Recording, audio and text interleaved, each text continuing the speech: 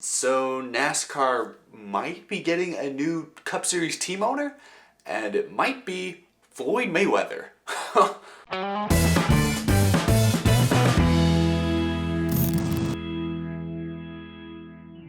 How's it going, y'all? My name is Eric and welcome to Out of the Groove. Yeah, so I've been uploading a lot of videos the last few days, but I've had a lot of news to catch up on and not a lot of time to film these videos. YouTube is not my only job right now, guys. I want to tell you guys that. I've mentioned it a couple times on social media, but I do have another full-time job. So YouTube's been I've been just scrambling trying to do these videos whenever I can the last couple months, but hopefully that will be, I'll sort this out. I want to do YouTube and spend more time on YouTube here pretty soon, but that's how it's been lately. So that's why I've been behind on some of these news topics. I haven't been able to upload videos the moment after news breaks because I've just got a lot of other commitments right now. It's kind of crazy, but I have a couple stories, one from last week and one from this week that I've been meaning to talk about, that I really want to talk about, and that I think are important to share with everyone. And anyway, let's just have some fun with this episode, because these are some fun, laid-back stories, I think, for a midweek edition of the show. But before I get too far into it, of course, I want to thank the show's sponsor, Forney Industries, for once again sponsoring this episode of Out of the Groove. Forney has been a leader in the welding and metalworking industry since 1932. It's one of America's longest-running family-owned companies. Forney Industries is your one-stop shop for all of your abrasives, hardware, industrial, and do-it-yourself needs. If you're a do-it-yourselfer, this is the company for you. They make the products for you,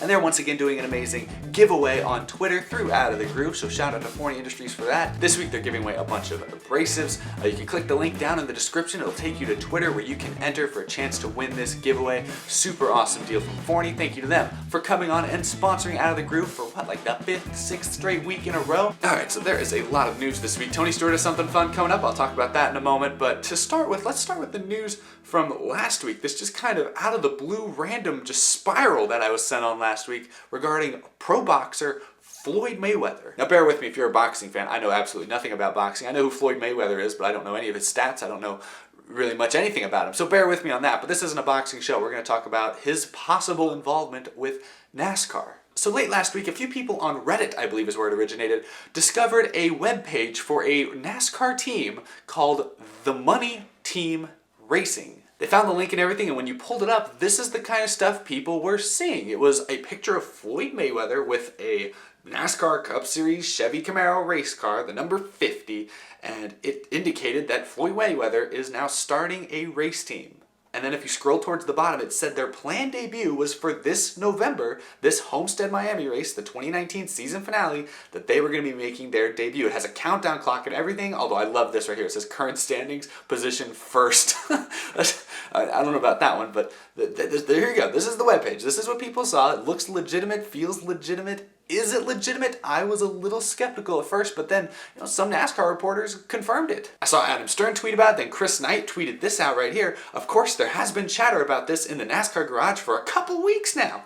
Who's been talking about this for a couple weeks? People in NASCAR cannot keep a secret. I can't believe nobody has talked about this. Has not come out sooner if people have really been talking about it for 2 weeks. But he goes on. Chatter, his team could run season finale at Homestead Miami with an alliance with an already established team and then focus on 2020. So I guess it's legitimate. Floyd Mayweather is going to be the co-owner of a NASCAR Cup Series team this year. I guess they're going to try and make a start at Homestead. That made it seem completely legitimate. So people on Twitter, on Reddit, on all sorts of social media just started running with this. Drivers were chiming in. I mean, Jeffrey Earnhardt responded to one of the tweets. Personally, I think it'd be kind of cool if Floyd Mayweather drove the car, but he probably hasn't won any late model races, so I don't think Kyle Busch would like that very much. But yeah, anyway, this came out and people were just running with it, and it raised a lot of speculation. I mean, if we look at the car, it's number 50, although if you look, it has like a 50-0, which I had to do some research for this, but apparently Floyd Mayweather as a boxer never lost. He is historically known for being 50-0 in professional boxing matches, so good for him. This isn't entirely out of left field. I mean, one thing that's for sure, if you're going to get into NASCAR, you got to have a lot of money. And you got to have a lot of money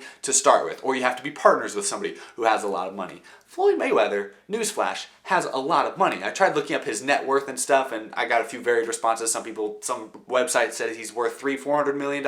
Others said he's worth over $1 billion. So either way, that's enough money to start a NASCAR team.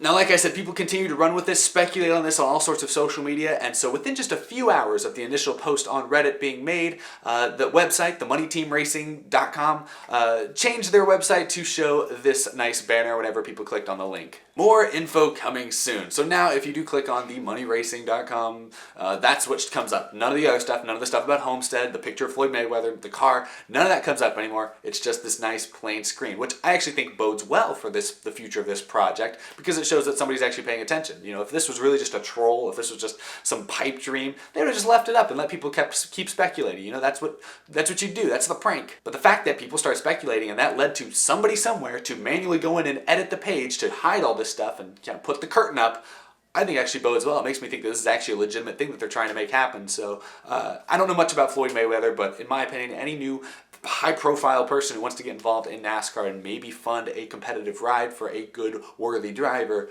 I'm fine with. I'm 100% fine with.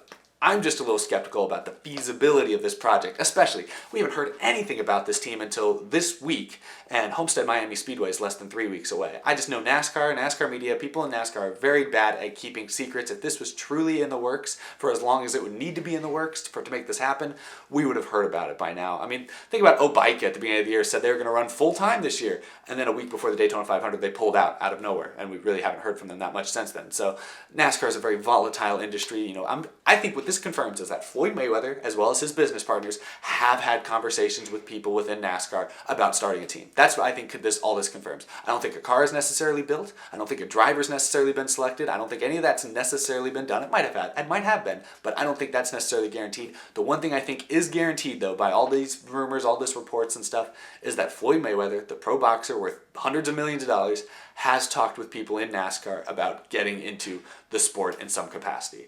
And that's very interesting. Take it or leave it at that. I mean, it's very, very interesting. We need more team owners. We need more competitive cars. We need younger team owners. Floyd Mayweather could check all of those boxes. So I'll take it. We'll see what happens. I don't necessarily think this is going to go super well for him. He's undefeated in boxing. He's going to be in for a rude awakening when he runs 38th in his first cup race.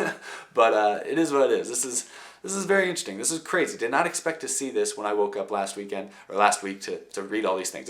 It's wild, but take or leave it. I've given you guys all the information we know at this point. Now, the only other big story I want to talk about in this episode here today regards Tony Stewart. Tony Stewart made an interesting announcement. Well, Stewart-Haas Racing, Tony Stewart, all of them made a very interesting announcement this week regarding this upcoming weekend's race in Austin, Formula One race that is. Tony Stewart and Stewart-Haas Racing will be running a NASCAR stock car on the Circuit of the Americas racetrack before the F1 USGP. Tomorrow, on Halloween, Tony Stewart will be back behind the wheel of a NASCAR stock car for the first time since 2016, I guess, and he's going to make some test laps around the Circuit of the Americas in Austin, Texas. This is a road course. This is a track that was built for Formula One, but now IndyCar ran their first race ever at that track in March of this last year. I was there. It's a very nice, very new, very modern facility that can easily handle crowds over 100,000 people for a weekend. So the idea of NASCAR, since NASCAR is interested in more road courses, the idea of NASCAR running there has been thrown around, has been tossed around for a while now, but a lot of people have been discussing the actual feasibility of that type of project. Now, Tony Stewart going out there in a stock car like this to see how the track would handle for these cars, because that's the thing, is Circuit of the Americas is built for Formula One cars. There's some hairpin turns out there, there's issues with track limit rules and whatnot that might present problems for NASCAR if they tried to race there. But Tony Stewart going out there in a stock car, and he's going to have Haas F1 drivers working with him as well to talk about things and bounce ideas off of. I think that's really, really interesting. As a person who's from Texas, who does not currently live in Austin, but has lived in Austin for basically the last 3 years, I think this would be really freaking cool. Not because Austin, Texas is necessarily a NASCAR hotbed. I would say the exact opposite. I'd say people in Austin barely care about Formula One. When Formula One happens, it's people from everywhere else coming to Austin. It's not Austin itself going to Formula One. That IndyCar race I went to, was the first race there, had maybe 30,000 people in attendance, which isn't bad, especially not for an IndyCar crowd, but it wasn't full by any stretch of the imagination. But I love the location of Circuit of the Americas. It's about an hour and a half from San Antonio, which is a very densely populated city. It's about 2.5 hours away from Houston, which I grew up in and is a very, very densely populated city. And it's only 3-4 hours away from Texas Motor Speedway. That's where the drama comes into play, because for a while there, Eddie Gossage and Texas Motor Speedway kind of have had a monopoly of NASCAR races in the area. There's a reason why I grew up in Houston and had no racetracks within 4 hours of me. After Texas Motor Speedway, the closest track I think to where I grew up might have been Talladega. And that's 3 states away. I'm all for NASCAR adding another road course to the schedule, especially one right there deep in the heart of Texas. I think that is good news. I don't think it's necessarily going to be a hit right off the bat, but much like this year's IndyCar race, I think it's one that can get its foot in the door and can maybe grow over time if NASCAR does become an annual event at that track. If NASCAR ends up going to Circuit of the Americas at some point in the near future, that pretty much guarantees that Texas Motor Speedway up in Fort Worth will go down to 1 date a year, and you gotta believe Eddie Gossage won't be happy about that. So there's definitely a lot of hoops NASCAR, SMI, everyone's going to have to jump through if this is ever going to happen.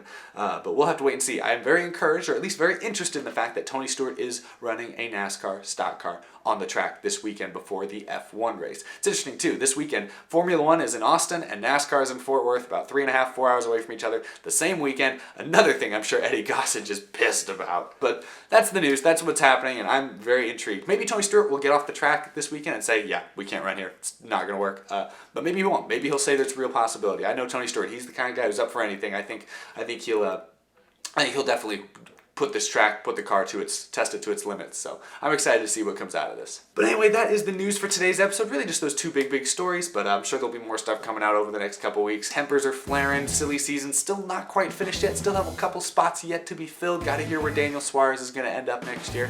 And then we'll go to the off season. Off season's going to be great. But happy Halloween, everyone.